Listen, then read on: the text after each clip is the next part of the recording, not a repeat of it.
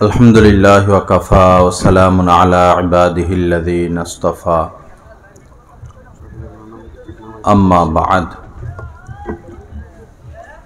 क़ाल अन्नबिय्यु सल्लल्लाहु तआला अलैहि वसल्लम একটু আগায় দাও এক আঙ্গুল বাস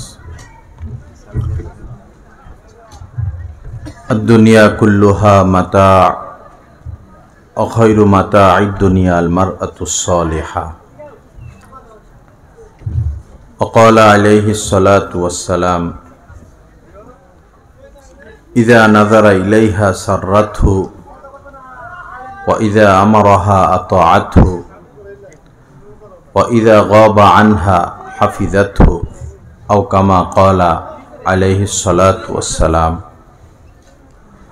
وقال عليه الصلاة والسلام خيركم من تعلم القرآن وعلمه أو كما قال عليه الصلاة والسلام اللهم صل على سيدنا ومولانا محمد وعلى آل سيدنا ومولانا محمد وبارك وسلم আল্লাহ পাক জাল্লা জালালুহু আমাদের সবাইকে মাফ করে দেন। আজকের এই মাহফিলকে আল্লাহ পাক কবুল করেন। এই মাহফিলের উসিলা পুরা এলাকার নারী পুরুষ সবাইকে আল্লাহ পাক পূর্ণ হেদায়েত নসিব করে দেন। আল্লাহ পাক জাল্লা জালালুহু আমাদের অন্তর আত্মার মধ্যে নূর দান করেন। আল্লাহ পাক আমাদের হায়াতে রিজিকের মধ্যে ভরপুর বরকত দান করেন। লা ইলাহা ইল্লাল্লাহ, লা ইলাহা ইল্লাল্লাহ। আমি কয়েকটি হাদিস শরীফ পাঠ করেছি। হুজুর পাক সাল্লাল্লাহু তাআলা আলাইহি ওয়াসাল্লাম বলেন, এই দুনিয়াতে আল্লাহ পাক যত কিছু সৃষ্টি করেছেন সব কিছুই নিয়ামত। আকাশ নিয়ামত, বাতাস নিয়ামত, চাঁদ সূরজ নিয়ামত। একজন মানুষের জন্য তার প্রত্যেকটা অঙ্গ প্রত্যঙ্গ নিয়ামত। যত ধরনের ফুল ফল শাক সবজি তরুলতা পশু পাখি সবই নিয়ামত। এখন বিষয় হলো এই নিয়ামতগুলোর মধ্যে শ্রেষ্ঠতম নিয়ামত কি? নবীজি সেটাই বললেন যে আদ-দুনিয়া কুল্লুহা মাতা ওয়া খায়রু মাতা'আদ দুনিয়া আল মারআতুস সালিহা। এত নিয়ামতের মধ্যে শ্রেষ্ঠতম নিয়ামত হচ্ছে একজন নেককার স্ত্রী। একজন নেককার স্ত্রী। নেককার স্ত্রীকেই নবীজি শ্রেষ্ঠতম নিয়ামত বলেছেন। আমি এখানে আসার পর খবর পেলাম পাশেই অনেক মহিলা উপস্থিত, মা বোনেরা। তো আমি ইচ্ছা করলাম তাদের উদ্দেশ্যে কিছু কথা বলার জন্য। পুরুষরা তো মাশাআল্লাহ কথা শুনে, তো বিশেষভাবে তাদেরও কিছু কথা শোনা দরকার। কেননা নবীজি যখন মেরাজে গিয়েছিলেন তো আল্লাহ পাক নবীজিকে জান্নাতও দেখিয়েছেন এবং জাহান্নামও দেখিয়েছেন। স্বচক্ষে নবীজি জান্নাত জাহান্নাম, জান্নাতের বিভিন্ন নিয়ামত এবং জাহান্নামের বিভিন্ন আযাবও নবীজি দেখেছেন। এরই মধ্যে নবীজি বলেছেন যে আমি জাহান্নামে নারীদেরকে বেশি দেখেছি। জাহান্নামে নারীদেরকে বেশি দেখেছি। বর্তমান সময়েও মাজারে গেলে নারীদেরকে বেশি পাওয়া যায়। ভণ্ড পীরদের আস্তানা গেলে নারীদেরকে বেশি পাওয়া যায়।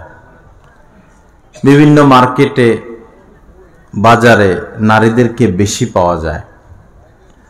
আবার আশ্চর্যের বিষয় হলো ইদানিংকালে মাহফিলগুলোতেও পুরুষের তুলনায় নারী বেশি,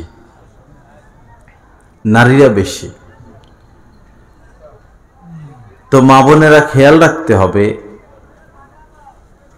আমল করতে হবে সঠিক পথে সুন্নত মোতাবেক। আমল করলেই যে আল্লাহ পাক কবুল করে নিবেন বিষয়টা এমন না। আমল হতে হবে নবীজির তরিকায়, নবীজির বাতলানো পদ্ধতিতে। নবীজির বাতলানো পদ্ধতি বাদ দিয়ে আপনি যত আমল করেন, যত ওজিফা জপেন, এটা আল্লাহ পাক কবুল করবেন না। সুন্নত তরিকা, মা আতাকুমুর রাসূলু ফাখুযু, কোরআনে কারীমের মধ্যে আল্লাহ পাক জাল্লা জালালুহু বলেছেন, আমার নবী তোমাদেরকে যা দেন সেটা তোমরা গ্রহণ করো, ওমা নাহাকুম আনহু ফান্তাহু, এবং যেটা নিষেধ করেন সেটা থেকে তোমরা বিরত হও। এবং অন্য আয়াতে কারিমার মধ্যে নবী আল্লাহ পাক বলেছেন, কুল ইন কুনতুম তুহিব্বুনাল্লাহ, হে নবী আপনি মানুষকে বলুন, তোমরা যদি আল্লাহকে পেতে চাও, যদি আল্লাহকে ভালোবাসতে চাও, ফাত্তাবিউনি, তো আমাকে অনুসরণ করো, ইউহবিবুকুমুল্লাহ, তাহলে আল্লাহ তোমাদেরকে ভালোবাসবেন, ওয়াগফির লাকুম যুনুবাকুম, এবং তোমাদের গুনাহগুলো তিনি মাফ করে দিবেন। তো বোঝা গেল যে নবীকে মানতে হবে। এবং হুজুর পাক সাল্লাল্লাহু আলাইহি সাল্লাম বলেছেন, আলাইকুম বিসুন্নতি, তোমাদের উপর আবশ্যকীয় দায়িত্ব হলো আমার সুন্নত মোতাবেক চলা। এবং অন্য বর্ণনায় নবীজি বলেছেন, ফামান রাগিবা আন সুন্নতি ফালাইসা মিন্নি, যে আমার সুন্নত থেকে মুখ ফিরিয়ে চলে সে আমার দলের অন্তর্ভুক্ত না। এজন্য আমার ভাইয়েরা, আমার মা বোনেরা, সুন্নত মোতাবেক চলতে হবে, সুন্নত মোতাবেক কাজ করতে হবে। মা বোনেরা বিভিন্ন আজে বাজে জায়গায় যায়, তো একজন হক্কানি পীর, মনে রাখবেন, কখনো ভিন নারীর সাথে সরাসরি সাক্ষাৎ দিবেন না। যিনি হক্কানি পীর তিনি কখনো ভিন নারী, পর নারী, বেগানা নারীর সাথে সামনাসামনি বসবেন না, দেখা করবেন না, তিনি পর্দা করবেন। যেই পীর পর্দা করে না, সকল মহিলাদের সাথে মিশে এবং বলে এরা তো আমার মেয়ে, আমি তাদের পিতা, এ সমস্ত কথা বলে যে সমস্ত পীরেরা মহিলাদের সাথে সাক্ষাৎ করে, নিশ্চিতভাবে 100% এরা ভণ্ড পীর, এরা হক্কানি পীর না। মহিলারা যে সমস্ত পীরদের কাছে যায়, বেশিরভাগই ভণ্ড পীরের কাছে যায়, কারণ হক্কানি পীররা এভাবে নারীদেরকে সাক্ষাৎ দেন না এবং নারীদেরকে হাতে হাত রেখে বায়াত করেন না। নবীজিও নারীদেরকে বায়াত করেছেন, কিন্তু হাতে হাত রেখে নয়, পর্দার আড়ালে রেখে। যদি ভণ্ড পীরেরা বলে এরা তো আমার মেয়ের মতো, এদের সাথে পর্দা কিসের, মনের পর্দা, আসল পর্দা, তো তারা কি আল্লাহ রাসূলের থেকেও এত পবিত্র হয়ে গেল? রাসূল তো এটা বলেন নাই যে মনের পর্দা আসল পর্দা। রাসূল তো শুধু তার স্ত্রীদের সাথেই সাক্ষাৎ করতেন, আর কোনো ভিন নারীর সাথে নবীজি সরাসরি সাক্ষাৎ করতেন না, পর্দা করতেন। অথচ ওই জামানার নারীরা ছিলেন নবীজির সরাসরি উম্মতি, নবীজির সরাসরি উম্মতি, কিন্তু নবীজি সাক্ষাৎ করতেন না। আল্লাহ পাক আমাদেরকে আমলের তৌফিক দান করেন। তো আজে বাজে খারাপ জায়গায় যাওয়া যাবে না। যারা এই পবিত্র কাজটা, পীর মুরিদির এই পবিত্র কাজটাকে নিজেদের আয় রোজগারের মাধ্যম বানিয়েছে, তারা তো কখনো হক্কানি পীর না। দুনিয়াতে হক্কানি পীর অবশ্যই আছেন, বন্ড পীরও আছে, আমাদেরকে যাচাই করতে হবে। বাজারে কক মুরগিও দেশি মুরগি বলে বিক্রি করে দেয়, আবার দেশি মুরগিও বিক্রি হয়। আমাদেরকে চিনে নিতে হবে এটা কক মুরগি, এটা দেশি মুরগি। নদীর মাছ বলে চাষের মাছ বিক্রি করে দেয়। তো যারা চালু মানুষ, যারা নদীর মাছ, দেশি মাছ আর চাষের মাছ পার্থক্য করতে পারে, তাদেরকে কখনো ধোঁকাগ্রস্ত হতে হয় না। তারা সবসময় বাজার গিয়ে দেশি মাছই কিনে নিয়ে আসে। আর যারা চেনে না, তারা ওই নদীর মাছের টাকা দিয়া চাষের মাছ এনে খায়, নদীর মাছের স্বাদ তারা কোনোদিন পায় না। এজন্য হক্কানি পীর চিনতে হবে।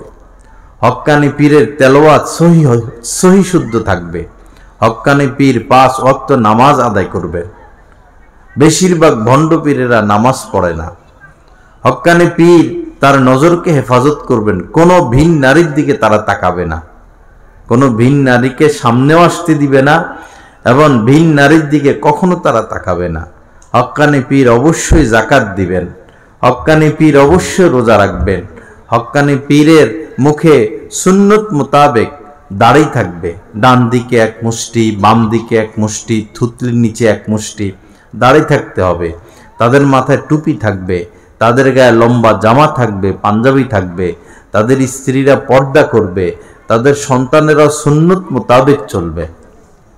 হক্কানি পীরের বহু আলামত সমসাময়িক আলেম ওলামারা বলবেন যে উনি হক্কানি পীর, যে এবং তিনি একজন আলেম থাকবেন, তিনি সরাসরি কোরআন বুঝবেন, বুঝানোর ক্ষমতা রাখবেন, হাদিস শরীফ বুঝবেন, হাদিস শরীফ বুঝানোর ক্ষমতা রাখবেন। তার মধ্যে টাকার লোভ থাকবে না, তার মধ্যে টাকার লোভ থাকবে না। সে এই কন্ট্রাক্ট করে করে ওয়াজ মাহফিল করবেন না। এবং একজন আল্লাহওয়ালা হক্কানি পীর ছবি তুলবেন না, কারণ ছবি তোলা গুনাহে কবিরা, হারাম, লানতের কাজ। যিনি আল্লাহওয়ালা, যার ভিতরে আল্লাহর ভয় আছে, তিনি মরতে প্রস্তুত, কিন্তু তিনি ছবি তুলবেন না। প্রয়োজনে তিনি ওয়াজ মাহফিল ছেড়ে দিবেন, প্রয়োজনে ঘরে বন্দী হয়ে যাবেন, কিন্তু হক্কানি পীর, হক্কানি আলেম ওলামারা কখনো ছবি তুলতে দিবে না। আল্লাহ পাক জাল্লা জালালু আমাদেরকে বুঝার এবং আমল করার তৌফিক দান করেন।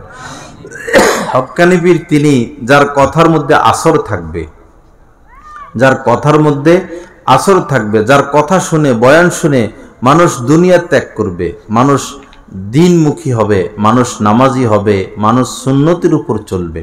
হক্কানি পীর তিনি যার কমপক্ষে 60% মুরিদান নামাজি, কমপক্ষে 60% মুরিদান কি নামাজি হবে।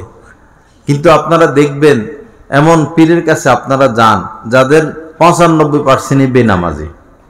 যে পীরের 95%, 98%, 80% লোক বেনামাজি, সেই পীর কোনোদিন হক্কানি পীর হতে পারে না।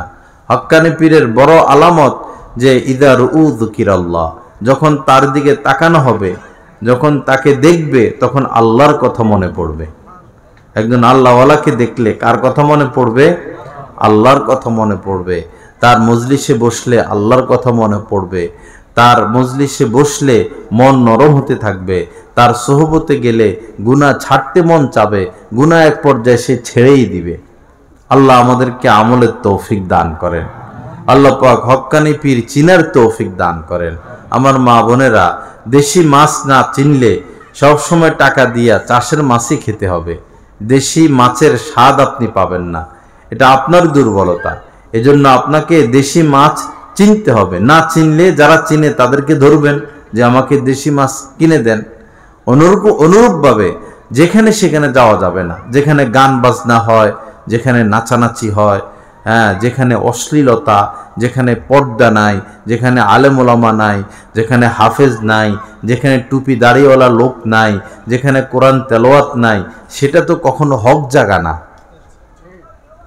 সেটা কখনো হক জায়গা না। আমাদের গাছতলা ঘাট গত 4-5 দিন আগে সারা রাত কেউ ঘুমাইতে পারে নাই।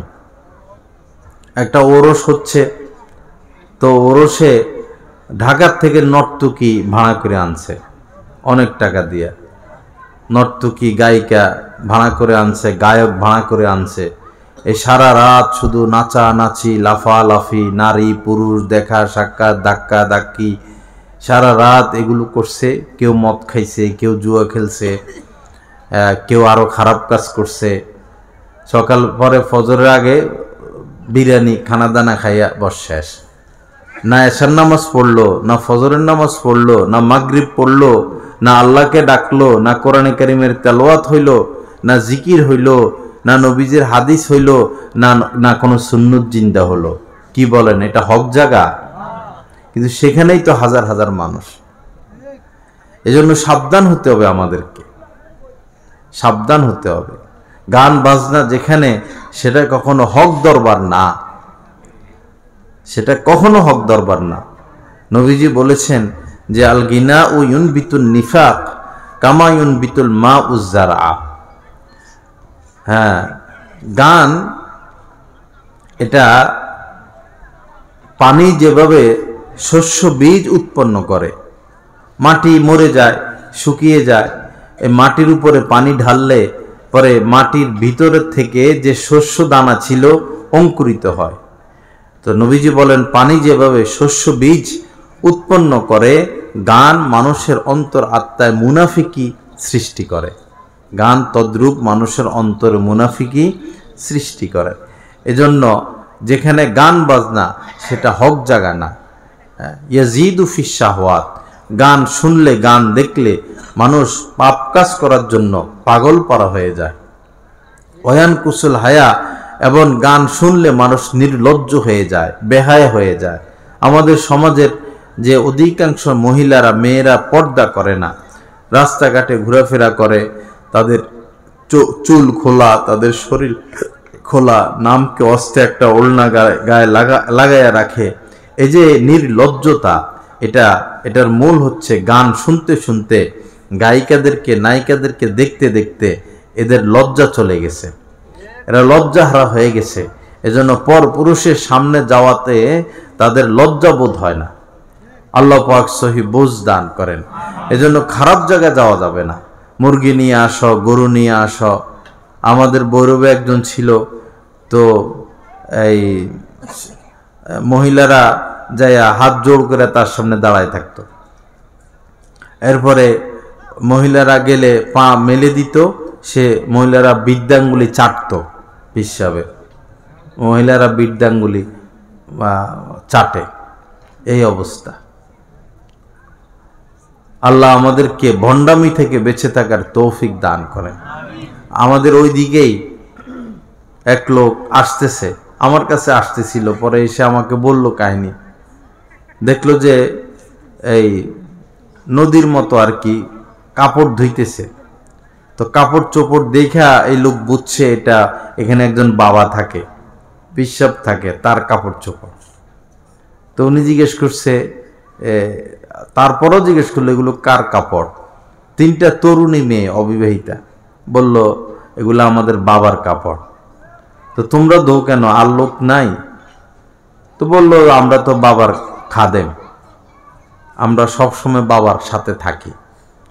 তো কি কি করো তোমরা? বাবারে খাওয়াইয়া দিই, বাবাকে গোসল করাইয়া দিই, বাবার হাত পা টিপে দিই, তারপরে ওষুধ খাওয়াই, বাবার সাথে থাকি, বাবার সেবা করি। তো পরে সে বলল তো তার স্ত্রী নাই? বললো স্ত্রী আছে, উনি আমাদের মা, উনি বুড়া হয়ে গেছেন, উনি আলাদা থাকে, আর রাত্রেও আমরা বাবার সাথে ঘুমাই। স্ত্রী আলাদা থাকে আর বাবার সাথে কে ঘুমায়? তিনজন তরুণী মেয়ে। এমন লোক প্রকাশ্যে যে জিনায় লিপ্ত, যে নামাজ পড়ে না, যে রোজা রাখে না, যে সহি শুদ্ধভাবে কোরআন পড়তে পারে না, কোরআনও পড়তে পারে না, কোরআন তেলাওয়াতও করতে পারে না, কোরআনের তর্জমা তাফসীর তো দূরের কথা, তেলাওয়াতও করতে পারে না, আর এইভাবে মেয়েদের সাথে থাকে। অথচ এরপরও হাজার হাজার ভক্ত, তাদের ভক্ত কত? হাজার হাজার। এত বিবেকহীন যদি আমরা হই, তো কিভাবে আমরা সমাজে বসবাস করব? দুনিয়ার ক্ষেত্রে তো কেউ বিবেকহীন না। এক টুকরা জমিন কেনার সময় কত যাচাই বাছাই করে, এই লেখক দেখায়, ওই লেখক দেখায়, এখানে যাচাই করে, সেখানে যাচাই করে, নেটে যাচাই করে, এরপরে একটা জমি মানুষ কিনে। একজন ডাক্তারের কাছে যাওয়ার আগে কতভাবে খোঁজ খবর নেয়, ডাক্তার ভালো কিনা, এই ডাক্তারের দ্বারা রোগী ভালো হয় কিনা, কোথায় পড়াশোনা করছে, কিটার ডিগ্রি আছে, এরপরে সে ডাক্তারের কাছে যায়। তো দুনিয়ার ক্ষেত্রে এরপরে দেখুন, একটা পোশাক কেনার সময় মহিলারা বিশেষ করে এই মাত্র একটা থ্রি পিসি কিনবে, সে সকাল 10টা বাজে যায়, সন্ধ্যা পর্যন্ত কিনা হয় না।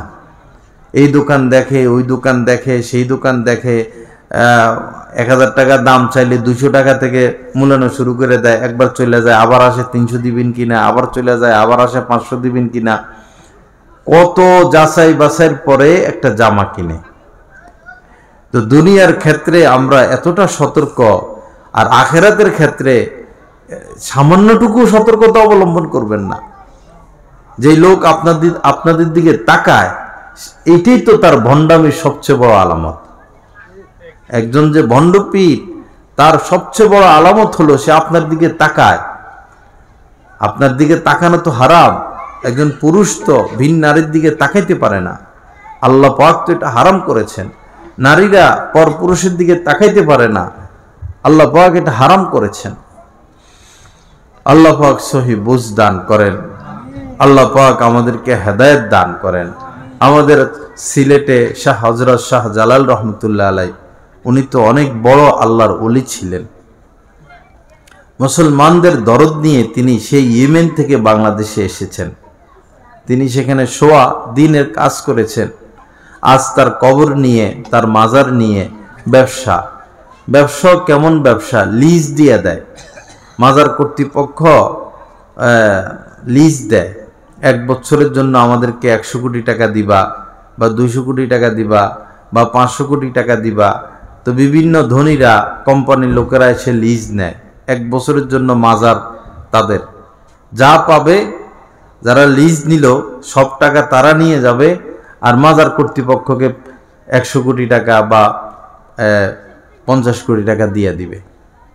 তা আপনারা যে শাহজালাল রহমতুল্লাহ আলাইর কবরে গিয়ে টাকা দেন, এই টাকা কি শাহজালাল রহমতুল্লাহ আলাই পায়, নাকি তার আত্মীয় স্বজন পায়, না আল্লাহ পায়, না রাসূল পায়, না মসজিদের কাজে লাগে, না মাদ্রাসার কাজে লাগে, না গরিব দুঃখী খায়া বাঁচে, না এই টাকা দিয়ে রাস্তা করে, না এই টাকা দিয়ে ব্রিজ করে, না অসহায় মানুষের কোনো কাজে আসে? কেন দিলেন? কি জন্য দিচ্ছেন? কোন নবী রাসূলের কবরে টাকা দেওয়া হয়? যদি কবরে টাকা দেওয়া কোনো সওয়াবের কাজ হইতো, তাহলে তো হুজুর পাক সাল্লাল্লাহু আলাইহি সাল্লামের কবরে সবচেয়ে বেশি টাকা পড়তো। সৌদি সরকার তো রাস্তাঘাট এই সিমেন্ট বালু দিয়ে করতো না, স্বর্ণ দিয়ে করে দিত। এই পরিমাণ টাকা মানুষ নবীজির কবরে নিয়ে রাখতো। টাকা দেওয়ার সিস্টেম আছে। জান্নাতুল বাকিতে যে এত সাহাবায়ে কেরাম শোয়া, হযরত ওমর তো নবীজির পাশে, হযরত সিদ্দিক আকবর নবীজির পাশে, জান্নাতুল বাকিতে আম্মাজান আয়েশার কবর, জান্নাতুল বাকিতে হযরত ওসমান রাদিয়াল্লাহু তাআলা আনহুর কবর, জান্নাতুল বাকিতে শত শত সাহাবাদের কবর। কে কয় টাকা দিতে পারছে সেখানে গিয়া? সিস্টেম আছে। হযরত আদম আলাইহিস সালামের কবরে টাকা দেওয়ার সিস্টেম আছে। হযরত ইব্রাহিম আলাইহিস সালামের কবর এখনো আছে ফিলিস্তিন, টাকা দেওয়ার সিস্টেম আছে। তো নবীদের কবরে যদি টাকা দেওয়ার সিস্টেম না থাকে, সাহাবায়ে কেরামের কবরে যদি টাকা দেওয়ার সিস্টেম না থাকে, তাহলে সাধারণ মানুষ মারা গেল বা কোনো আল্লাহর ওলি মারা গেল, তার কবরে এ টাকা দেওয়ার বিধান আমরা পেলাম কোথায়? কোন আলেম বলছে এ কবরে টাকা দিতে হবে, কবরে সেজদা দিতে হবে, কবরের কাছে কিছু চাইতে হবে? দেওয়ার মালিক কেবলমাত্র আল্লাহ। আকীদা ঠিক করতে হবে। দিবেন শুধু আল্লাহ, নবীও দিতে পারেন না। নবীর কাছে চাওয়ার সিস্টেম নাই। যারা মদিনা শরীফে যায় নবীজির কবর জিয়ারত করতে, অনেকে হাত উঠায় কিছু চাওয়ার চেষ্টা করে, পুলিশ সাথে সাথে হাতে বাড়ি দেয় যে চাইবা আল্লাহর কাছে, এখানে সালাম দাও। আল্লাহু ইউতি, আল্লাহ নবীজি বলেছেন যে আল্লাহ দেন আর আমি এটা বন্টন করি। দেনের মালিক আল্লাহ, গুনাহ মাফ করার মালিক আল্লাহ। হায়াত কতটুকু এটা শুধু আল্লাহ জানেন। কিয়ামত কবে হবে এটা আল্লাহ জানেন। গুনাহ মাফ করবেন আল্লাহ, এবং বান্দার রিজিকের মধ্যে বরকত দেন আল্লাহ। দেনের মালিক, দাতা কেবলমাত্র আল্লাহ, আর কেউ না।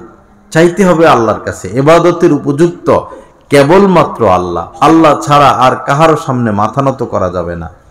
আল্লাহ ছাড়া আর কাহারও জিকির করা যাবে না। অষ্টগ্রাম গিয়েছিলাম কিছুদিন আগে আমি। পরে সেখানে একটা পাগল থাকতো, ল্যাংটা হইয়া এলাকা ঘুরাঘুরি করত। পাগল আর কি। পরে মারা গেছে। পরে ওইখানে কবর হইছে, মাজার হইছে। পরে গড়াইতে গড়াইতে এমন হইল, এখন ওই লোকের নাম নিয়ে জিকির করে। ওই লোকের নাম নিয়ে কি করে? তার নাম সম্ভবত মানিক মিয়া না কি যেন, মানিক মিয়া না মানিক শাহ। তে মহিলারা এই পাগল উলঙ্গ যে কোনোদিন নামাজ পড়ে নাই, তার কবরের পাশে বসে মানিক শাহ মানিক শাহ মানিক শাহ জিকির করতেছে। মানুষ কিভাবে এত বেওকুফ হইতে পারে? কোন বই পুস্তকে লেখা আছে, কোন কিতাবপত্রে লেখা আছে?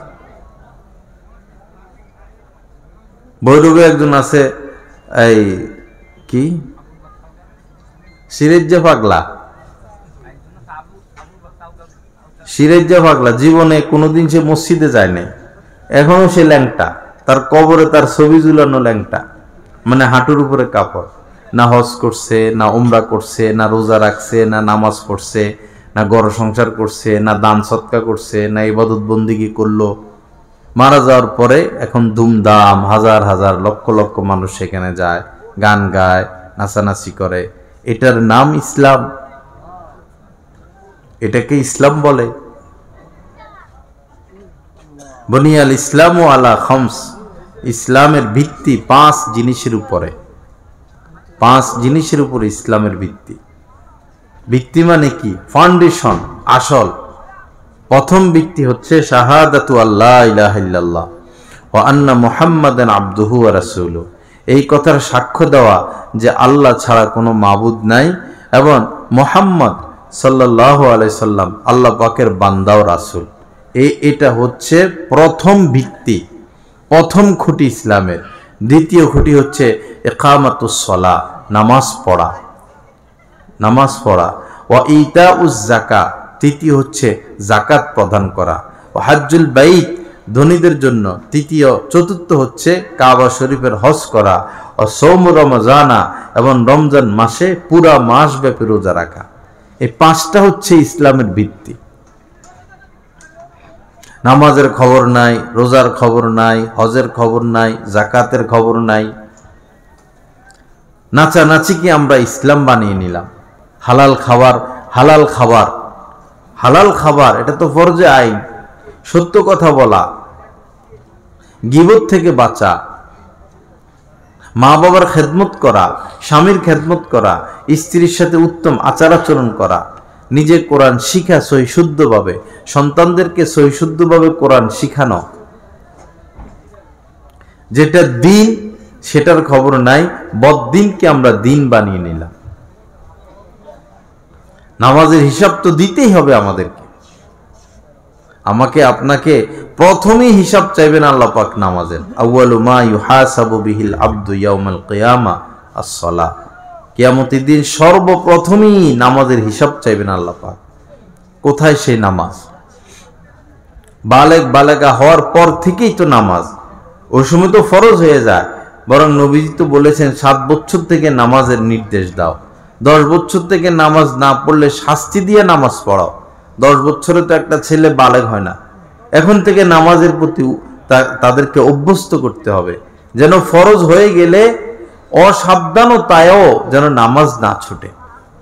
নামাজের এত, রোজার ক্ষেত্রে তো এমন কথা বলেন নাই, নামাজের ক্ষেত্রে বলছেন, কারণ ঈমান আনার পরেই তো নামাজ। আজ আপনারা যে সমস্ত মা বোনেরা বিভিন্ন খারাপ জায়গায় যান, আপনি আপনাকে প্রশ্ন করুন, আপনি কি সহিশুদ্ধভাবে কোরআন পড়তে পারেন? আপনার ঘরে কি কোরআন আছে? আপনার সূরা ফাতিহাটাও কি শুদ্ধ? আপনি কি কমসে কম সূরা ফাতিহা এবং আরো 4টা সূরা, আত-তাহিয়াত, দুরূদ শরীফ, দোয়ায়ে কুনুত, দোয়ায়ে মাসুরা, এরপরে রুকুত তাসবিহ, সেজদার তাসবিহ, সানা, এই কমপক্ষে নামাজ পড়তে যা লাগে এগুলো কি আপনি পারেন? পারলেও কি সহি শুদ্ধ? আপনার তো আগে দায়িত্ব এটা। এরপরে আপনি মহিলা মানুষ, আপনার উপরে তো ফরদা ফরজ। অকারনা ফি বুয়ুতিকুন্না, আল্লাহ পাক বলেছেন তোমরা ঘরে থাকো। ওয়ালা ইউবদিনা যিনাতাহুন্না, নারীরা যেন তাদের সৌন্দর্যতা প্রকাশ না করে। নবীজি বলেছেন আল মারআতু আওরাতুন, নারীরা গোপন থাকার বস্তু, পর্দায় থাকার বস্তু। আপনার উপরে তো পর্দা ফরজ। আপনি তো স্বামীর হুকুম ছাড়া ঘরের বাইরে যেতে পারেন না। একটা মেয়ে যতদিন বাপের বাড়িতে থাকবে সে পিতার হুকুম মানতে বাধ্য। পিতার হুকুম ছাড়া সে ঘর থেকে বের হতে পারবে না। যখন পিতা বিবাহ দিয়ে দিলেন, এখন তার কর্তা হয়ে যাবে তার স্বামী।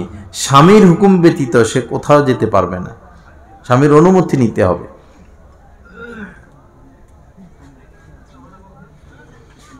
লা ইলাহা ইল্লাল্লাহ। আল্লাহ পাক আমাদের সকল মা বোনদেরকে সহি বুঝ দান করেন, আল্লাহ পাক হেদায়েত দান করেন। এজন্য আমার মা বোনেরা খারাপ জায়গায় যাবেন না, অশ্লীল জায়গায় যাবেন না, অন্যায় জায়গায় যাবেন না, যেখানে নামাজ নাই, যেখানে রোজা নাই, যেখানে কোরআন নাই, যেখানে হাদিস নাই, যেখানে আলেম ওলামা নাই, যেখানে দ্বীনের পরিবেশ নাই, যেখানে শুধু নাচানাচি, খাওয়া দাওয়া, আনন্দ উৎসব, বেপরদিগি, সেটা কখনো দ্বীন হতে পারে না। আল্লাহ পাক সহি বুঝ দান করেন, আল্লাহ পাক আমাদেরকে হেদায়েত দিয়া দেন, এই এলাকার সমস্ত নারীদেরকে হেদায়েত দিয়া দেন। তো নবীজি যে বলেছিলেন জাহান্নামে আমি নারীদেরকে বেশি দেখেছি, কি কারণে? ঈদের নামাজ পড়াতে যাচ্ছেন নবীজি, মহিলারা রাস্তার পাশে ছিল।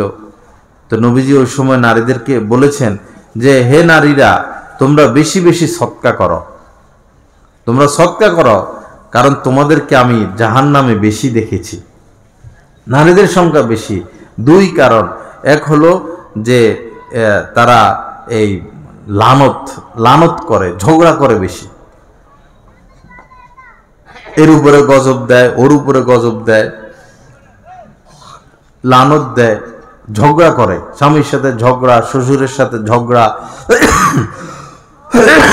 শাশুড়ির সাথে ঝগড়া, বা পাশের ঘরের সাথে ঝগড়া। আরেকটা হলো স্বামীর প্রতি অকৃতজ্ঞ, একটু এদিক সেদিক হলে স্বামীর নাফরমানি শুরু করে দেয়, শুকরগুজার হয় না। আমার মা বোনেরা, আল্লাহর রাস্তে নিজে পর্দা করি এবং নিজের মেয়েটাকে পর্দা শিখাই। যে মেয়ে পর্দা করে না, সে মেয়ে তার সতীত্ব রক্ষা করতে পারে না সাধারণত, কারণ পরিস্থিতি খারাপ, সমাজ খারাপ, সবার হাতে হাতে মোবাইল, সবার মনের মধ্যে পাপ আনাগোনা করে। ছেলেরা কিভাবে পাপ করবে, কিভাবে সম্পর্ক করবে, মেয়েরা কিভাবে পাপ করবে, কিভাবে সম্পর্ক করবে, এই এক চিন্তা ভাবনা নিয়ে তারা ঘোরাফেরা করে। এই কঠিন পরিস্থিতিতে আপনি তো আপনার মেয়েটাকে বেপর্দায়, পর্দা ছাড়া ঘর থেকে বের হতে দিতে পারেন না, তাহলে আপনি কেমন মা হলেন, কেমন বাবা হলেন? মানুষ তো হাঁস মুরগি পালে, মহিলারাই হাঁস মুরগি পালে। তো এই মুরগিগুলো, হাঁসগুলো সন্ধ্যা হলে ঘরে ফিরে আসে, তাদের যে খড়, মুরগি রাখার যে ঘরগুলো, এগুলোতে যখন মুরগিগুলো ঢুকে, তো মহিলারা দরজা বন্ধ করে দেয়, তালা লাগাইয়া দেয়, যেন শিয়ালে এসে খেতে না পারে, বেড়ালে এসে নিতে না পারে। তো মুরগির প্রতি আপনার এত মায়া, হাঁসের প্রতি এত আপনার মায়া, আপনার ছেলে মেয়ের প্রতি তো এতটা মায়া দেখা যাচ্ছে না।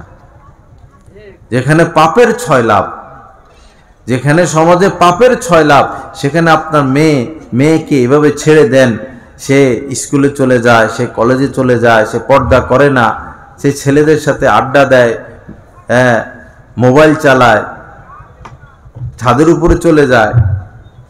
আপনার কি দায়িত্ব ছিল না আপনার মেয়েটাকে পাহারা দিয়ে রাখা, তার খোঁজখবর রাখা? কি দায়িত্ব পালন করতেছে অভিভাবকগণ? কি হিসাব দিবে তারা আল্লাহ পাকের দরবারে? আল্লাহ পাক মাফ করে দেন, আল্লাহ পাক সহি বুঝ দান করেন। এইদিকে খেয়াল করি, এইদিকে খেয়াল রাখি। সন্তানের হেফাজত, শুধু রান্না বান্না করে খাওয়াবেন, এতে দায়িত্ব শেষ না। পিতা টাকা পয়সা জমাবে সন্তানের জন্য, ঘর বাড়ি করবে, জায়গা জমি কিনে দিয়ে যাবে, ব্যাংক ব্যালেন্স করে যাবে, দায়িত্ব শুধু এতটুকু না, দায়িত্ব বিশাল বড় দায়িত্ব। তাদেরকে দিন শিখানো, তাদেরকে মানুষ বানানো, তাদের চরিত্রে হেফাজত করা। বিয়ের বয়স হয়েছে, বিয়ে দিয়ে দেওয়া। এখন মানুষ বিয়ে দেয় না, মেয়ের বয়স হয়েছে, মেয়েকে বিয়ে দেয় না, পড়ালেখা করাবে, ভার্সিটিতে পড়াবে, ডাক্তার বানাবে। ছেলের বয়স হয়েছে, ছেলেকে বিয়ে করে না, ছেলে নিজের পায়ে নিজে দাঁড়াক। এত সকাল কিসের বিয়ে? ছেলের বয়স হয়ে গেল 22, 25, 26, 30, এখনো বিয়ে করে না। ছেলেটাকে বিয়ে করেন না, মেয়েটাকে বিয়ে দেন না, তো এরা যে পাপ করতেছে, এই পাপের ভার কার উপরে যাবে? আপনি মায়ের উপরে যাবে, আপনি বাবার উপরে যাবে। পাপে ধরলে আর রক্ষা নাই। পাপেরও একটা মজবুত ধরা আছে, পাপে ধরে ফেললে আর রক্ষা নাই। সময় মতো ছেলেটাকে বিয়ে করাইয়া দেন, তাকে পাপ থেকে বাঁচার রাস্তা খুলে দেন। মেয়েটার বিয়ের ব্যবস্থা করে দেন, সেও পাপ থেকে বেঁচে যাক। বেশি বয়সে বিবাহ দিবেন, পরে মেয়ে আর তার বাচ্চা হবে না। বাচ্চা নিতে মেয়েদের সমস্যা হয়। বাচ্চা নিলেও পরে বাচ্চাগুলো ছোট ছোট থাকতে মহিলা দুনিয়া থেকে চলে যায়, বা মহিলা অসুস্থ হয়ে যায়। মানুষের বয়স বেড়ে গেলে আর মাটি কাটতে পারে না, ক্ষেত খামারে কাজ করতে পারে না। তদ্রূপ মেয়েদের বয়স বেশি হয়ে গেলে আর বাচ্চা বলতে পারে না। সায়েন্স বলে যে 25 বছর পর্যন্ত মেয়েরা সুস্থ সন্তান প্রসব করতে পারে, এরপরে আর হৃষ্টপুষ্ট সন্তান প্রসব করতে পারে না। তারা দুর্বল হতে থাকে। বিয়ে যদি দেয় 25-এর পরে, এরা ঘর সংসার কবে করবে? বাচ্চা কাচ্চা কবে নিবে? পালবে কখন? সন্তান পালা বড় কঠিন বিষয়। আল্লাহ পাক সহি বুঝ দান করেন। আমার মা বোনেরা, স্বামীর কথা মানবেন। কোথাও গেলে স্বামীকে জানাবেন, স্বামীর অনুমতি নিবেন, আমি অমুক জায়গায় যাব, ওই ঘরে যাব। অথবা একেবারে স্থায়ী অনুমতি নিয়ে নিবেন যে ওই ঘরের ওই মহিলার সাথে মাঝে মধ্যে গল্প টল্প করেই তাদের ঘরে যাই, আমাকে স্থায়ীভাবে অনুমতি দিয়ে দাও। স্বামীর অনুমতি ব্যতীত ঘর থেকে বের হওয়া যাবে না। স্বামীর অনুমতি ব্যতীত বাপের বাড়িতে যাওয়া যাবে না, বান্ধবীর বাড়িতে যাওয়া যাবে না। আর তাকে ভিক্ষুক আসে, ভিক্ষুককে স্বামীর অনুমতি ব্যতীত স্বামীর মাল থেকে ভিক্ষা দেওয়া যাবে না, অনুমতি নিয়ে নিবেন। স্বামীকে যতটা মানতে পারবেন তার থেকে ভালোবাসা ততটা পাবেন। স্বামীর সেবা করা, তার খেদমত করা, স্বামীর আনুগত্য করা। স্বামীদেরও উচিত স্ত্রীদেরকে ভালোবাসা দেওয়া, তাদের খোঁজ খবর রাখা, তাদেরকে সময় দেওয়া, তাদের জরুরত পুরা করা। শীতকাল স্বামী নিজের জন্য পামোজা ব্যবস্থা করলো, গরম জামার ব্যবস্থা করলো, নিজে এসে দোকানে রং চা খায়, কিন্তু স্ত্রীর শীত থেকে বাঁচার পোশাকের ব্যবস্থা করলো না। এটা তো স্বামী তার উপর জুলুম করলো। স্বামীর তো উচিতই হবে স্ত্রীর সম্পূর্ণ ভরণ পোষণের ব্যবস্থা করা।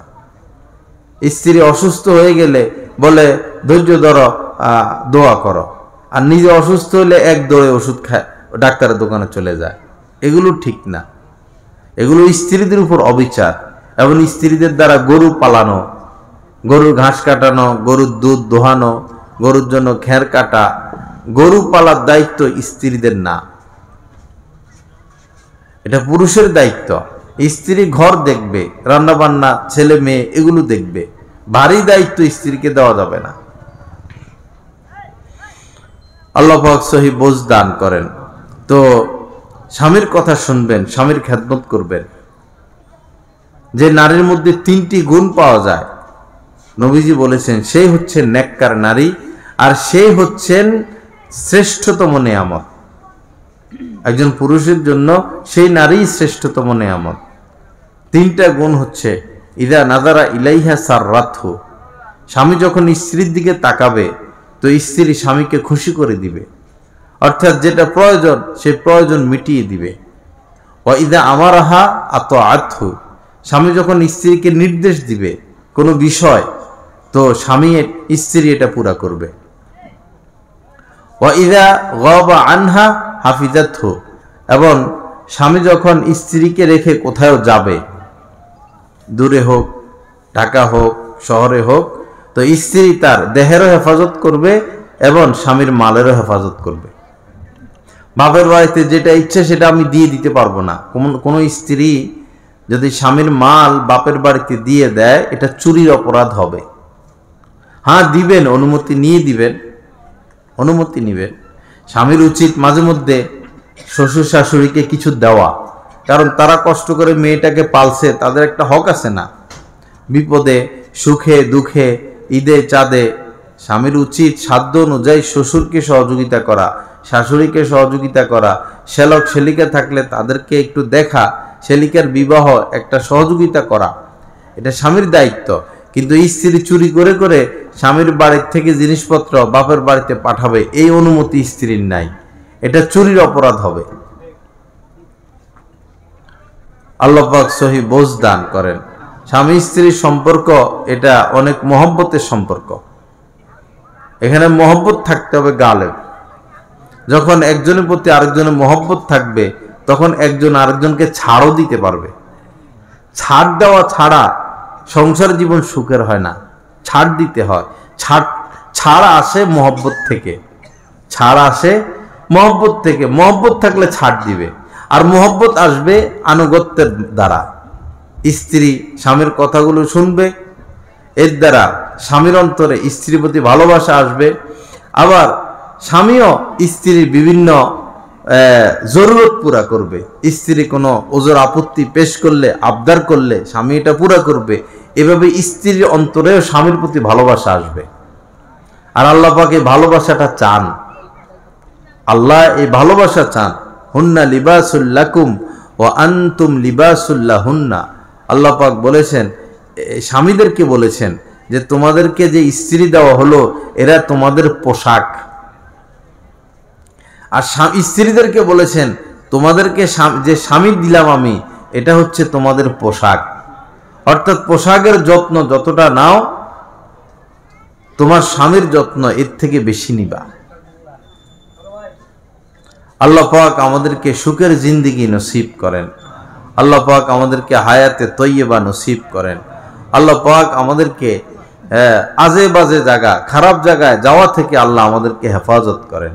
মহিলারা মোবাইলের মধ্যে এই ভিডিও বয়ান শুনে, ভিডিও বয়ান, অমুক অমুক ভাইরাল বক্তার বয়ান শুনে না, সরাসরি যেভাবে একজন নারী কোনো ভিন পুরুষ দেখতে পারবে না হারাম, মোবাইলের মধ্যেও কোনো ভিন পুরুষ সে দেখতে পারবে না। এখন যারা বয়ান করে তারা তো এই নারীর জন্য ভিন পুরুষ, এই মহিলা তো তাকে দেখতে পারবে না, এই মহিলা তো তার সাথে পর্দা করবে। কোরআনে কারীমের মধ্যে আল্লাহ পাক বলেছেন, কুল্লিল মুমিনাত ইয়াগদুদনা মিন আবসারিহিন্না ওয়া ইয়াহফাজনা ফুরুজাহুন্না, যে হে নবী আপনি মুমিনা নারীদেরকে বলে দিন তারা যেন পরপুরুষের দিকে না তাকায়, তারা যেন পরপুরুষকে না দেখে, পরপুরুষের রূপ সৌন্দর্য না দেখে, এবং তারা যেন তাদের লজ্জাস্থানের হেফাজত করে। এখন মোবাইলে আপনি পরপুরুষের বক্তব্য, বয়ান, ভিডিও দেখবেন, তো এটা তো জিনার গুনাহ। জিনাল আইনি আর নজরু, চোখ দিয়ে পরপুরুষ দেখা, চোখ দিয়ে পর নারী দেখা, এটা চোখের জিনা। আপনি দিন শিকার নামে তো বদদিনের মধ্যে আক্রান্ত হচ্ছেন। হ্যাঁ, বয়ান শুনতে পারবেন, অডিও বয়ান শুনবেন, আল্লাহ ওয়ালাদের বয়ান অডিও পাওয়া যায়। টেলিগ্রাম চ্যানেলে আল্লাহ ওয়ালাদের বয়ান অডিও পাওয়া যাবে, অডিও শুনবেন, ভিডিও শোনা যাবে না। আল্লাহ পাক সহি বুঝ দান করেন। হাসরের ময়দানে চোখের মধ্যে সীসা গলায়া ঢালা হবে। যে নারী পর পুরুষ থেকে চোখ হেফাজত করবে না, যে পুরুষ পর নারীর থেকে চক্ষু হেফাজত করবে না, হাসরের ময়দানে চোখের মধ্যে সীসা গলায়া ঢালা হবে। বড় কঠিন অপরাধ এটা, বড় কঠিন। পুরুষরা তো ওয়াজ মাহফিলে যায়, আলেমদের সোহবতে যায়, কিছু পুরুষ পাওয়া যায় পর নারীর দিকে তাকায় না, নজরকে হেফাজত করে। কিন্তু নারী এরকম খুব কমই পাওয়া যায় যে পর পুরুষের দিকে তাকায় না। আপনার দেবর, তার থেকে আপনার পর্দা করতে হবে, আপনার দেবর থেকে আপনার পর্দা করতে হবে। একদম ডাইরেক্ট গরম পানি দাও।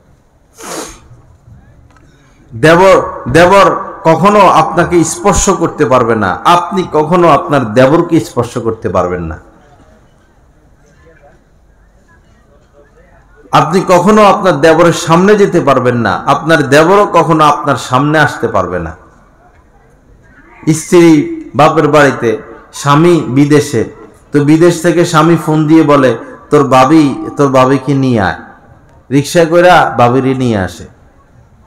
আবার দেশ গ্রামে এমন হয় হুন্ডাই কইরা বিয়ে হয়েছে নতুন, হুন্ডাই করে দেবরে বাবিকে কোথায় নিয়ে যায়, বাপের বাড়িতে নিয়ে যায়, বাপের বাড়ি থেকে স্বামীর বাড়িতে নিয়ে আসে। একটা পর পুরুষ দেবরের সাথে একজন মহিলা হুন্ডায় বসে কিভাবে? বসলে তো শারীরিক স্পর্শ হবেই।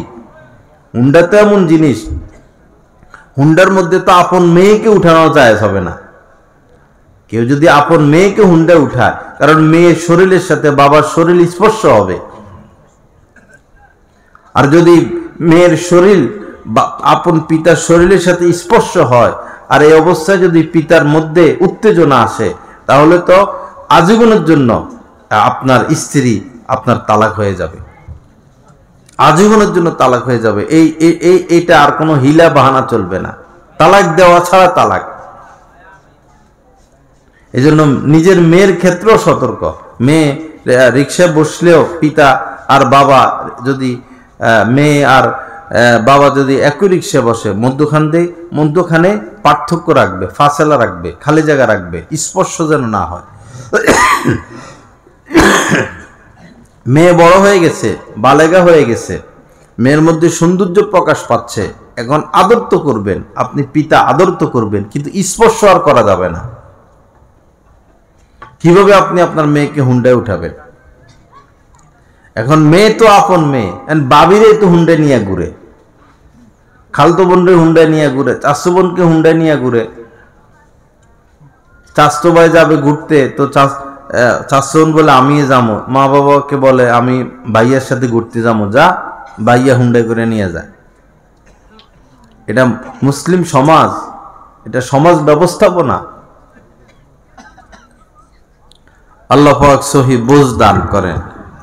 কখনো দেবরের সাথে বাবার বাড়ি থেকে আসবে না। যদি একান্ত জরুরত শ্বশুরে আনবে, এমন শ্বশুর একা আনতে যাবে না বৌমাকে, সাথে শাশুড়িকে নিয়ে যাবে। শ্বশুরের সাথে একা সফরেই যাওয়া না, ঠিক না। দেবরের সাথে তো আসবে না, একা শ্বশুরের সাথে আসবে না। শ্বশুর তার শাশুড়ি সহ গিয়া বৌমাকে আনবে, এবং বৌমার সাথে শ্বশুর বসবে না। যদি সিএনজিতে করে আনে তো শ্বশুর সিএনজির সামনে বসবে, রিক্সায় করে আনলে শ্বশুর আলাদা রিক্সায় বসবে। বৌমা শ্বশুরের খেদমত করবে, তবে শারীরিক খেদমত না। কারণ এখন সময় খারাপ, সবার মাথা গরম, বুড়ারাও ফেসবুক চালায়। ফেসবুক মানেই হচ্ছে অশ্লীলতা। কবরের থেকে বড় বড় বুজুর্গদেরকে যদি আয়না ফেসবুক তুলে দেয়, তারাও পাপে লিপ্ত হবে। বুড়া মানুষটা আরো বেশি দেখে, তারা আরো বেশি দেখে। এই জন্য কেউ কারো কাছে বর্তমানে নিরাপদ না। আল্লাহ সবাইকে হেফাজত করেন। যার অন্তরে আল্লাহর ভয় আছে, যে জাহান্নামের আগুনকে ভয় করে, যে নাজাত পেতে চায়, তাকে ফেসবুক থেকে বেঁচে থাকতে হবে। এখানে গেলে ঈমান নিয়ে ফিরে আসা মুশকিল, তাকওয়া নিয়ে ফিরে আসা মুশকিল। আপনি দেখতে পারবেন 1000 বছর হায়াত পাইলে 1000 বছর দেখবেন। একটু চিন্তা করেন না, কি দেখলাম, লাভ হলো কি? বহু নায়িকা মারাও গেছে, নায়িকা মারা গেছে, সে নায়িকাদের অশ্লীল ছবি এখনো নেটে আছে, মানুষ এখনো এগুলো দেখে। তো এই মহিলা তো মহিলা কবরে যাইয়া মাটি হয়ে গেছে, এটা আপনি পাবেন আর? এগুলো তো ভুয়া বিষয়।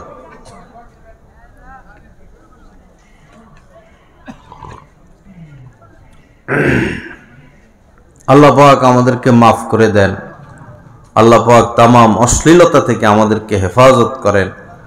আল্লাহ পাক গুনাহ মুক্ত জিন্দেগি আমাদের সবাইকে নসিব করেন।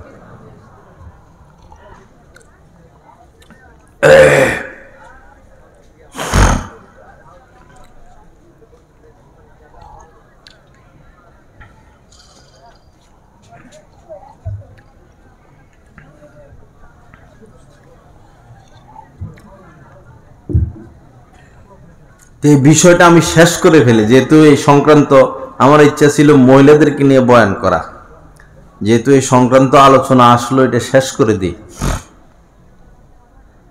একদিন আমি শুনলাম যে আমরা যে এলাকায় থাকি ওই এলাকারই খবর, মা বাবা দোনোজন বেড়াইতে গেছে, মেয়ে আছে ছেলে আছে, এক ছেলে এক মেয়ে আজকে বাসায় থাকবে।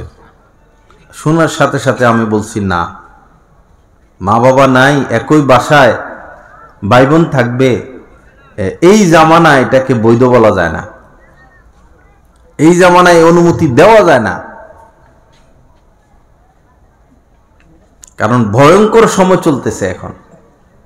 ঘরে ঘরে জিনা, ঘরে ঘরে সুদ, ঘরে ঘরে অন্যায়, ঘরে ঘরে নাফরমানি। কোন ঘর আছে যে ঘরে গীবত হয় না? কোন ঘর আছে যে ঘরে শরঈ পর্দা আছে? কোন ঘর আছে যে ঘরে কোরআনে কারিমের তেলাওয়াত আছে? সব ঘরেই, বেশিরভাগ ঘরে গান বাজনা। যেখানে গান বাজনা সেখানে রহমত নাই, যেখানে গান বাজনা সেখানে বরকত নাই।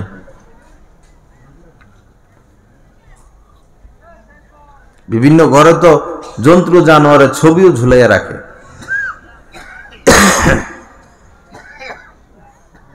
যে ওয়াজ মাহফিলে ছবি তোলা হয় এটা আর ওয়াজ মাহফিল না, এখানে হারাম কাজ শুরু হয়েছে। সে যেই তোলক, যত বড় আলেমেই ছবি তোলক, এটা একটা হারাম কাজ। এটা হালাল করার কিয়ামত পর্যন্ত কোনো পদ্ধতি নাই। বলবে যে আমরা দিন প্রচারের জন্য ছবি তুলি, তো নবীজি ছবি তোলা ছাড়া কি দিন প্রচার করেন নাই? লক্ষ লক্ষ নবী রাসূল এসেছেন, তারা কি ছবি তোলা ব্যতীত দিন প্রচার করেন না? কোন নবীর ছবি আছে? আমাদের নবীজি যদি বলতেন যে আরে আমার ছবিটা তোমরা তুলে রাখো, এঁকে রাখো, ওই সময় হাত দিয়ে আঁকতেন, আমার উম্মতেরা যেন আসলে আমাকে দেখে, এরকম নির্দেশ নবীজি দিছেন। ছবি তো তুলে রাখা যাই, তো এঁকে রাখা, আঁকতে পারতেন। বরং নবীজি বলছেন হারাম ছবি তোলা। কোন নবী রাসূলের ছবি তো আল্লাহ পাক হেফাজত করেন নাই। সে যত বড় আলেম হোক, যত বড় পেশাব হোক, ছবি তোলে তো সে আর হকের উপরে নাই। তার থেকে আর দিন নেওয়া যাবে না। কথা আমাদের স্পষ্ট, কার গায়ে লাগে, কার গায়ে, যার গায়ে লাগার লাগুক। আমাদের সাথে কোরআন হাদিস আছে, আমরা কোরআন হাদিস থেকে বলি, আর তারা যুক্তি পেশ করে, বৈজ্ঞানিক যুক্তি পেশ করে। কুল্লু মুসাউফিরিন ফিন্নার, যারাই ছবি তুলবে জাহান্নামের আগুনে তাদেরকে যেতে হবে। লাআনাল মুসাউফিরিন, নবীজি লানত করেছেন যারা ছবি তোলে তাদেরকে। আজ ওয়াজ মাহফিলগুলোতে দিন নাই, টাকা পয়সা কামানোর একটা রাস্তা। আল্লাহ পাক হেফাজত করেন, সহি বুঝ দান করেন। ঘরের মধ্যে ছবি ঝুলানো, মায়ের ছবি ঝুলানো, বাবার ছবি ঝুলানো। এক ঘরে আমাকে দাওয়াত দিছে, গেলাম, পরে যায় দেখি যে একজন আলেমের ছবি ঝুলানো, বড় কইরা ফুলের মালা লাগাই রাখছে, এক ভাইরাল বক্তা। কি ব্যাপার? আমরা সবাই তার ভক্ত। নেটের থেকে নামাইয়া তার ছবি ঝুলাই রাখছে। কদিন পরে পূজা করা শুরু করব। বিভিন্ন জায়গায় আছে না, পীরের ছবির চতুর্পাশে মোমবাতি জ্বালায়, এরপরে ধোঁয়া দেয়। হিন্দুরা যেরকম সন্ধ্যা হইলে ধূপ জ্বালায়, এরকম ধোঁয়া দেয়, মোমবাতি জ্বালায়, কি কি যেন পড়ে। পীরের ছবি মধ্যখানে রাখা মহিলারা চতুর্পাশে হাঁটে, ঘুরে, হাত জোড় করে। কত কিছু হচ্ছে সমাজে। হোক, দেখতে হবে এগুলো কোরআন সুন্নায় আছে কিনা, কোরআন হাদিস সাপোর্ট করে কিনা। নামাজ তো ভালো জিনিস, কেউ যদি সুন্নত মোতাবেক সহি শুদ্ধ কেরাত দিয়া একবারে নামাজের হুকুম হাকাম সহ আসরের নামাজ আদায়ের পরে মাগরিব পর্যন্ত নামাজ পড়ে, আসরের নামাজ পড়ে ফেলছে, মাগরিব পর্যন্ত তো আর কোনো নামাজ নাই। আসরের নামাজ পড়ার পর কেউ যদি সহি শুদ্ধ কেরাত দিয়া একবারে সুন্নত মোতাবেক নামাজ পড়ে, কোনো সওয়াব হবে? কারণ আসরের পর, আসরের নামাজ আদায়ের পর মাগরিব পর্যন্ত আর কোনো নামাজ নাই। তো এটা তো নামাজ ভালো কাজ, তো এখানে তো আল্লাহ পাক সওয়াব দিবেন না। আর যেটা সম্পূর্ণ হারাম, বেদাত, কোরআনে নাই, হাদিসে নাই, সেটার উপর চললে আপনি সওয়াবের আশা কিভাবে করেন?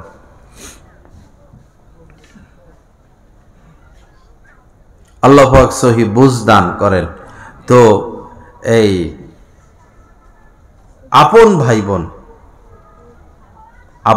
বোন যদি 7 বছর বয়স হয়ে যায় তো নবীজি বলছেন যে তারা আর একসাথে ঘুমাবে না, তাদের বিছানা আলাদা করে দেওয়া।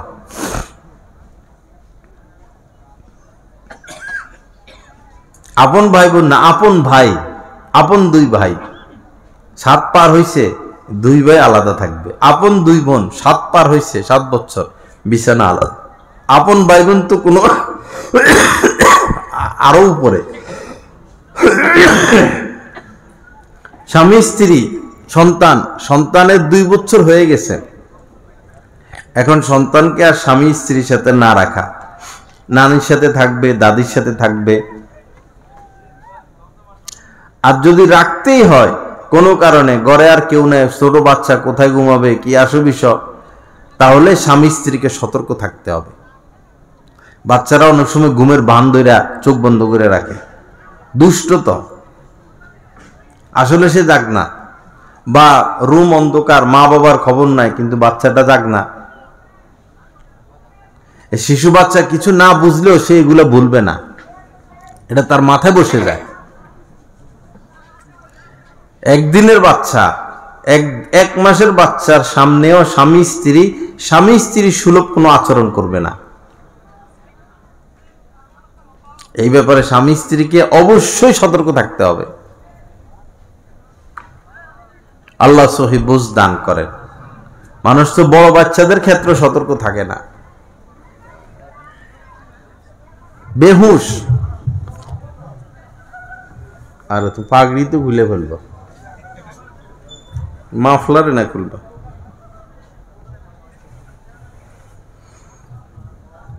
লা ইলাহা ইল্লাল্লাহ। আল্লাহ পাক আমাদের সবাইকে মাফ করে দেন। পাগড়ি পরা এটা পোশাকের সুন্নত। অনেকে বলে পাগড়ি পরে 1 রাকাত পড়লে 70 রাকাতের সওয়াব, এই কথা শুদ্ধ না। এটা হলো মেসওয়াকের সাথে। ওদের সময় যদি কেউ মেসওয়াক করে তো 1 রাকাতে 70 রাকাতের সওয়াব। পাগড়ি পরে নামাজ পড়লে 1 রাকাতের জায়গায় 70 রাকাত, এটা কথা সহি না।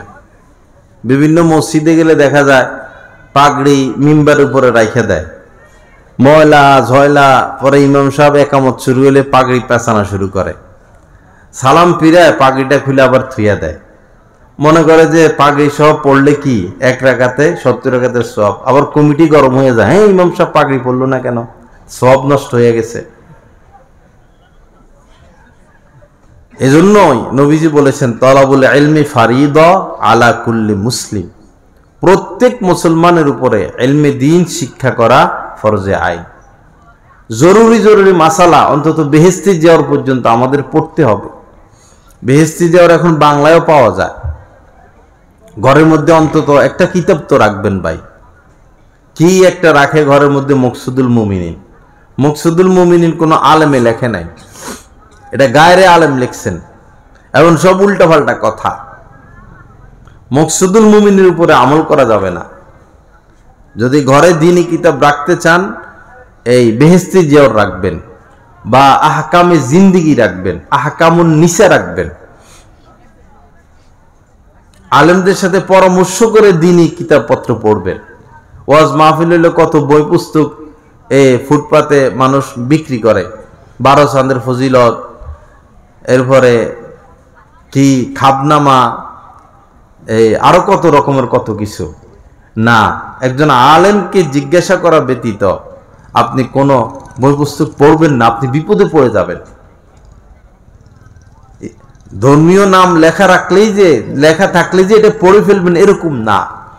বহু মানুষ আছে গলত আকীদা মানুষের মধ্যে ঢুকাইয়া দেয়, গলত আকীদা। এজন্য সবার বই পুস্তক পড়া যাবে না, সবার বয়ানও শোনা যাবে না।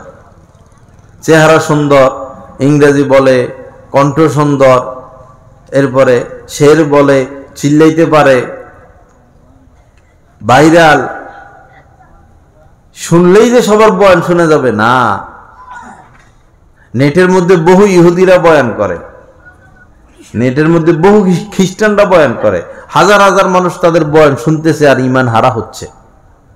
ফানজুরু আম্মান তাখুযুনা দীনাকুম, যার থেকে দিন শিখবা আগে তাকে যাচাই করতে হবে। সেই কে তাকে আগে যাচাই করতে হবে। আল্লাহ সহি বুঝ দান করেন। আল্লাহ পাক আমাদেরকে কোরআন হাদিস মোতাবেক চলার তৌফিক দান করেন। তো পারিবারিক এই বিষয় এই ব্যাপারে খুব সতর্ক থাকবে।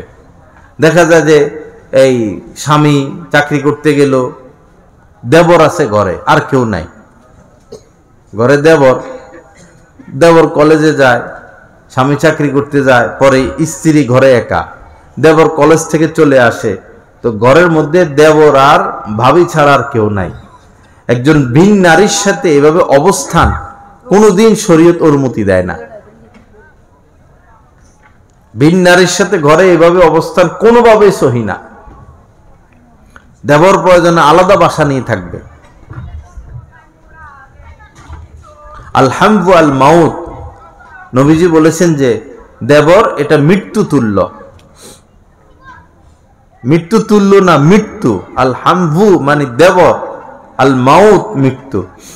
একজন নারীর ঈমান, আকীদা, দুনিয়া, আখিরাত, মান সম্মান সবকিছু নষ্টের জন্য তার একা দেবর যথেষ্ট।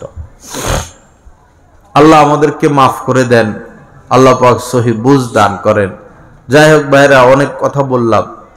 আসল কথা হলো আল্লাহর ভয় অর্জন করা, আল্লাহর ভয় অর্জন করা। যে সাঁতার শিখে, যে মানুষ একবার সাঁতার শিখে ফেলে, তারা যদি খালে ফালাইয়া দেয় অসুবিধা নাই, কুয়াতে ফেলে দেয় অসুবিধা নাই, পুকুরে ফেলে দেয় কোনো অসুবিধা নাই, নদীতে ফেলে দেয় অসুবিধা আছে, সাগরে ফেলে দিল অসুবিধা নাই। সে কি জানে?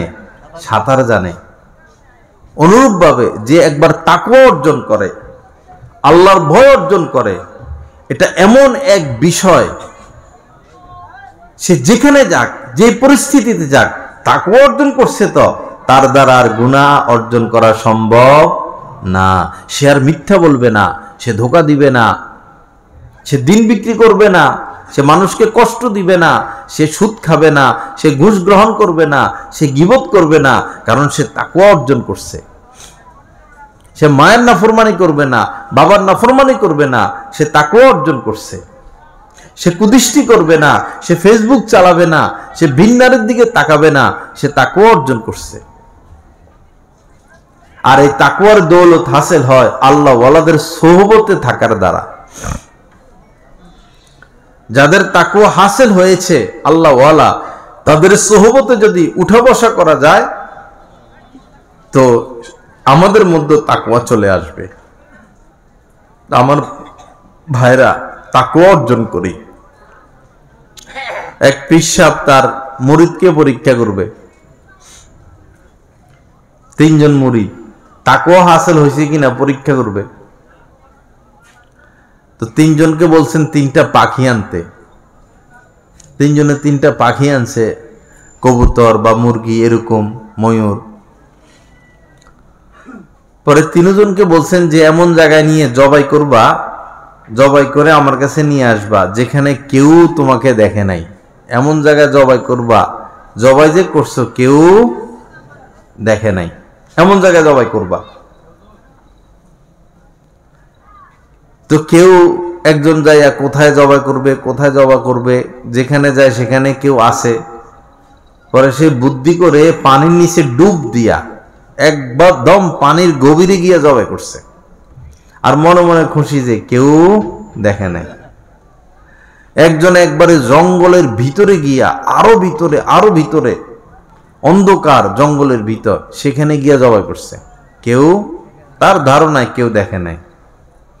আরেকজন জবাই করা ছাড়া চলে আসছে। পরে জিজ্ঞেস করছে, বাবা তুমি কোথায় জবাই করলা? কয় যেখানে যাই সেখানেই মানুষ, পরে পানির নিচে ডুব দিয়া জবাই করছি। কেউ দেখে নাই? কেউ দেখে নাই। আচ্ছা, তুমি কোথায় জবাই করলা? বলল যে কিভাবে করি, কোথায় করি, পরে গভীর জঙ্গলে অন্ধকারের ভিতরে গিয়ে জবাই করছি, কেউ দেখে নাই। আচ্ছা, তুমি এমনি নিয়ে আসলা, জবাই করলা না? তো সে জবাব দিল যে অনেক জায়গায় গেছি, অন্ধকারে, আলোতে, দরজা বন্ধ কইরা। তো আমার মাথায় শুধু এটাই ঘুরে, আমি যেখানেই যাই না কেন, কেউ না দেখুক, আল্লাহ তো দেখতেছেন, আল্লাহ দেখতেছেন। তা আপনি তো বলছেন এমন জায়গায় জবাই করতে যেন কেউ না দেখে, তো আল্লাহ তো দেখতেছেন, এজন্য আমি জবাই করতে পারি না। বুঝা গেল তার ভিতরে কি হাসিল হয়েছে? আল্লাহর ভয় হাসিল হয়েছে। এই জিনিস অর্জন করতে হবে, আল্লাহর ভয়। আল্লাহর ভয় অর্জন হলে ফজরে আজান দিল আর আপনার ঘুমও চাপলো, ঘুম এমন চাপা চাপছে, লেপের আরাম, লেপের তাপ এত মজা লাগে, বা নরম নরম কম্বল বাইরেছে এখন, এটার ভিতর থেকে তো বের হওয়া যায় না। শীতি দিয়ে উজু করা, মসজিদে যাওয়া, কিন্তু যে আল্লাহর ভয় অর্জন করছে সে কি কম্বলের ভিতরে শুয়ে থাকতে পারে? না। কারণ যখন আজান দেয় প্রথম কথাটা কি? আল্লাহু আকবার, আল্লাহ সবচেয়ে বড়। এখন না স্ত্রী, না সন্তান, না ব্যবসা বাণিজ্য, না চাকরি বাকরি, না অসুস্থতা, না শীত, না গরম, না লেপ, না তোষক, এগুলোর দিকে সে খেয়াল করবে? তার তো খেয়াল আল্লাহু আকবার, আল্লাহ সবচেয়ে বড়। সেই জিনিস হাসিল করি ভাই, আল্লাহর ভয়। আল্লাহর ভয় হাসিল করি। আল্লাহর ভয় হাসিল হইলে, অর্জন হইলে, হ্যাঁ, গীবত আপনার দ্বারা কখনো সম্ভব না। যদি কোনো কারণে গীবত হয় বা হয়ে যায়, বা গীবত শোনা হয়ে যায় ইচ্ছা অনিচ্ছা, ভিতরে জ্বালা তৈরি হবে, কষ্ট তৈরি হবে, হায় রে কি করলাম, অস্থিরতা কাজ করবে যে গীবত করে ফেললাম। আল্লাহ আমাদেরকে মাফ করে দেন, আল্লাহ পাক সহি বুঝ দান করেন, আল্লাহ পাক আমাদেরকে আল্লাহর ভয় নসিব করে দেন। লা ইলাহা ইল্লাল্লাহ, লা ইলাহা ইল্লাল্লাহ। তো যাই হোক, আমাদের কি অর্জন করতে হবে? আল্লাহর ভয়। কোরআনে কারীমে আল্লাহ পাক বলেছেন, ইয়া আইয়ুহাল্লাযীনা আমানুত্তাকুল্লাহ, হে ঈমানওয়ালারা তোমরা আল্লাহকে ভয় করো, মানে আল্লাহর ভয় অর্জন করো। রাস্তা কি? একই আয়াতে আল্লাহ পাক বলতেছেন, অকুনু মাআস সাদিকিন, যারা আমার সাচ্চা বান্দা ওলি তাদের সহবতে থাকো। কিন্তু সাধারণ মানুষদেরকে দেখা যায় না কোনো আল্লাহর ওলির সহবতে যাইতে, দেখা যায় না। সর্বোচ্চ ওয়াজ শুনবে বা জুমার দিন গিয়ে বয়ান শুনবে, এতটুকু। এই নয় যে কোনো আল্লাহর ওলির সহবতে যাই, তার সাথে সফরে থাকি, তার সাথে দিনের বেলায় সময় কাটাই, তার সাথে রাত্রিবেলায় সময় কাটাই, তার সাথে বসে খানা খাই, তার সাথে বসে চা খাই, এই মানসিকতা নাই। বাবা, তাকওয়ার দৌলত হাসিল করতে হলে আল্লাহ ওয়ালাদের সোহবত লাগবে। এটা আল্লাহই তো বলে দিলেন। একজন মানুষ যখন MBBS পাশ করে, বাংলাদেশের এত বড় ডিগ্রি, জান শেষ হয়ে যায়। এত বড় ডিগ্রি ঢাকা মেডিকেল কলেজ থেকেও যদি পাশ করে, তার ওষুধ লেখার অনুমতি নাই, তাকে বড় ডাক্তারের সোহবতে যাইতে হয়। এটাকে বলে ইন্টার্নি।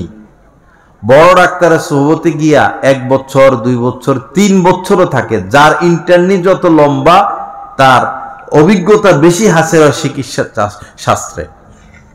কিভাবে সে রুগী দেখে, কিভাবে রুগীর চোখ দেখে, কিভাবে ইনজেকশন দেয়, কিভাবে প্রেসারটা মাপে, কিভাবে শিরা দেখে, কিভাবে রোগ নির্ণয় করে, কোন রোগের জন্য কোন ওষুধ লেখে, ওষুধের ডোজ কি, এগুলো এও জানে। কিন্তু ব্যবহার পদ্ধতি শিখতে হয় বড় প্রফেসরদের সোহবতে গিয়ে। তদ্রূপ দ্বীনি ইলম শিখুক, দাওরা হাদিস পাশ করুক, এরপরে বা নুরানি ট্রেনিং দেখ, বা IA পাশ করুক, BE পাশ করুক, বিদেশে যাক, MA পাশ করুক, ডাক্তারি পাশ করুক, তাকওয়া হাসিল করতে হলে কোনো আল্লাহওয়ালার সোহবতে যাওয়া, তার সাথে উঠা বসা করা, তখন তাকওয়ার দৌলত হাসিল হয়। তা আমাদেরকে কি অর্জন করতে হবে? তাকওয়ার দৌলত অর্জন করতে হবে। তাকওয়ার দৌলত অর্জন করলে স্বামী কোনোদিন তার স্ত্রীর উপর অত্যাচার করতে পারে না।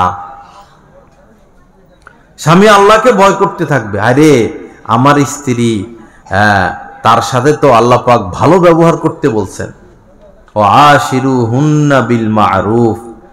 আল্লাহ পাক বলেছেন যে তোমাদের ঘরে যে স্ত্রী তার সাথে ভালো আচরণ করো।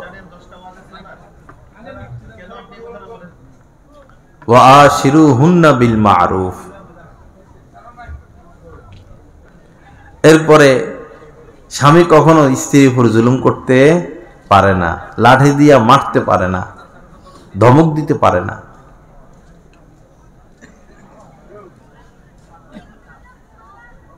কারণ তার কি অর্জন হয়েছে? আল্লাহর ভয় অর্জন হয়েছে। এভাবে স্ত্রীও স্বামীর নাফরমানি করতে পারে না যদি তার ভিতরে আল্লাহর ভয় হাসিল হয়ে যায়।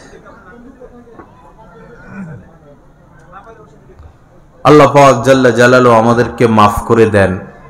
আল্লাহ পাক আমাদেরকে আল্লাহর মহব্বত, আল্লাহ পাকের মারেফাত, আল্লাহ পাকের ভয় অর্জন করার তৌফিক দান করেন। কি খবর? কেউ বসবে? হুজুরের দাও না, বসুক। আর কিছু না? মুফতি সাহেব, মুফতি আমাদের প্রধান অতিথি মুফতি জাফর আহমদ সাহেব দামাত বারাকাতুম আসতেছেন জ্যামে, ইনশাল্লাহ বয়ান করবেন। এখন কিছুক্ষণ আরেকজন মাওলানা সাহেব আছেন, উনি বয়ান করবেন ইনশাল্লাহ। আমরা